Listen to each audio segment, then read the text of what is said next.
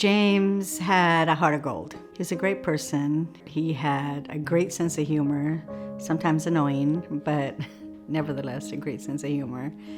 He was a very giving person. He was sincere, genuine. He helped people, didn't look for anything in return. So a couple of times I know that he would talk to me and he'd be like, "Hey Mom, I'll be right back." And he promised somebody he would take them food, that he was going to, and he did.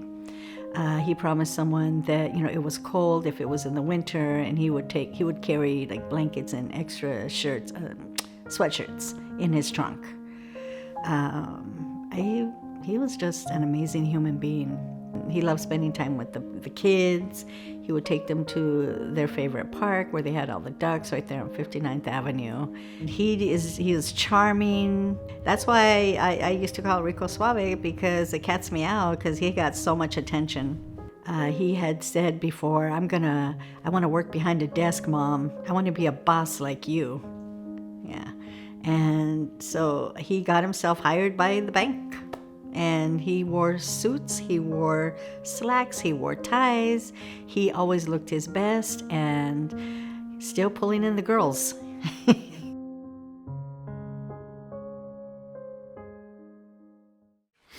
There was a 911 caller that initiated that whole response. The police had the 911 caller actually in their SUV.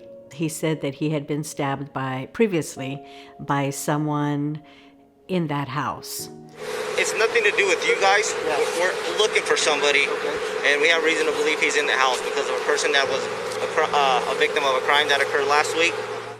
My assessment is that they created their own crime scene. There was no reason for them to interrogate James other than he wasn't identified by the person in the car, so they knew it wasn't him. So they could have let him drive off, but the officers decided that they wanted more. And so there was one officer who had said, "Let him out. He's not the one." And then there was a supervisor who said, "Block him in." So why would they arrest him if he had, number one, nothing to do with that 911 caller? And so within 12 minutes, the officers escalated the situation. It was a supervisor who broke the window. He grabbed a bar from the truck that was right next to the vehicle, and he broke the window. As soon as he made impact, that's when they opened fire.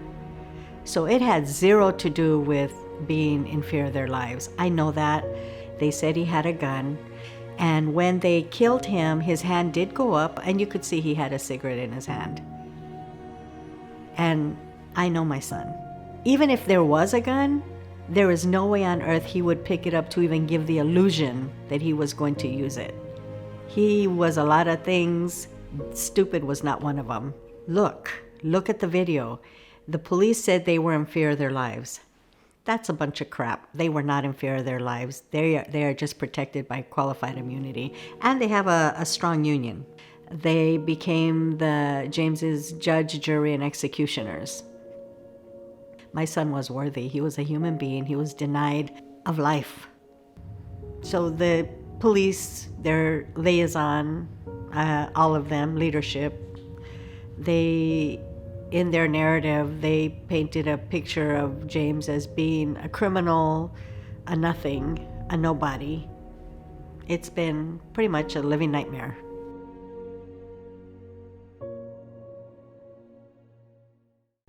After the investigator or homicide detective Minor told us about James that morning on July the 5th at 1:30, I had called the morgue. I had called St. Joe's. I called Maryville. I called all surrounding hospitals trying to find my son. No one knew of him. I found out where my son had been when I received a call from the funeral home. And one of their directors had asked me, they had said they were going to pick him up from the medical examiner's office and wanted to know if there was an outfit I wanted him to wear. Even speaking to the Phoenix PD, it took quite a while, over a year, I want to say almost 2 years, for me to get anything that belonged to my son. I finally got his wallet that was completely empty and it had lint on it. And I told him, I said, that was not my son's wallet. And how I knew that was because I had given my son a wallet to my son. I had it engraved. What they gave me finally after a couple of years were his shoes, his socks, his underwear, the bloody clothes that he was murdered in. So I had also sent multiple emails regarding the Critical Incident Review Board. I wanted to know what was going to happen. Were these officers going to have consequences? What happened?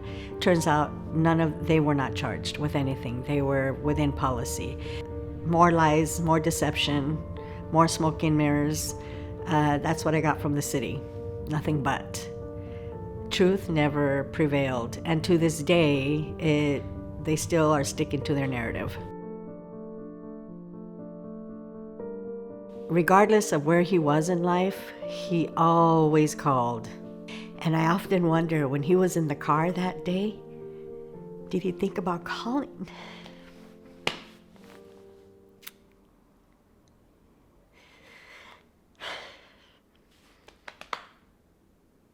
We miss him. What I learned is that justice and the law are very different. They are not one and the same. It's not fair that the police get away with murder. It's not fair that they get to have their own narrative, which makes people feel less than.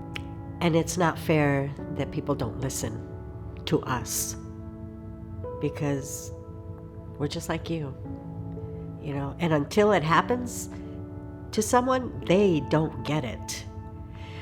So it's up to us to figure out, when is enough enough? When is it that we are going to experience some level of justice? Know what your rights are. Never stop asking questions. Make people accountable. My self-interest is justice. Find these people who have the same self-interest. Keep them around you. They will stand with you. They'll stand beside you. They'll stand behind you. Period. Try to empower people and always be there for each other. I believe that I am in this for all the right reasons, and I'm just not going to stop. I ask for justice for those who have lost their lives, and I ask that the nation come together to protect and prevent this type of negligence and unnecessary killing.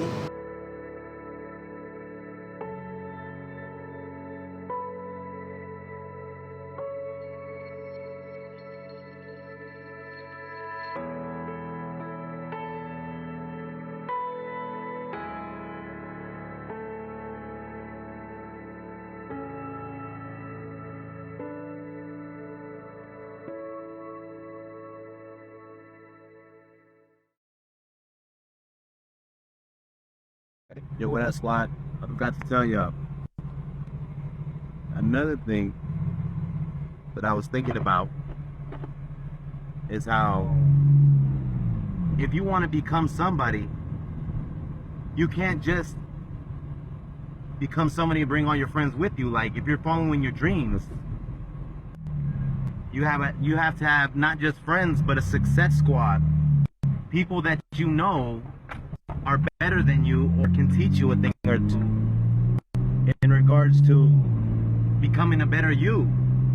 And that took me a long time to figure that out. And I have dreams and ambition, so I want everybody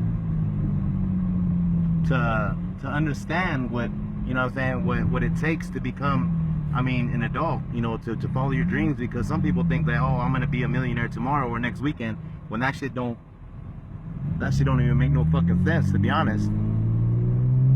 That shit takes time. Everyone has their little trial and errors, and and nothing happens overnight. So definitely I want y'all to think about that, what it takes to become who you want to be. So with that being said, I want y'all to have a good night. Squad, time for me to get out of here. Getting late, gotta wake up.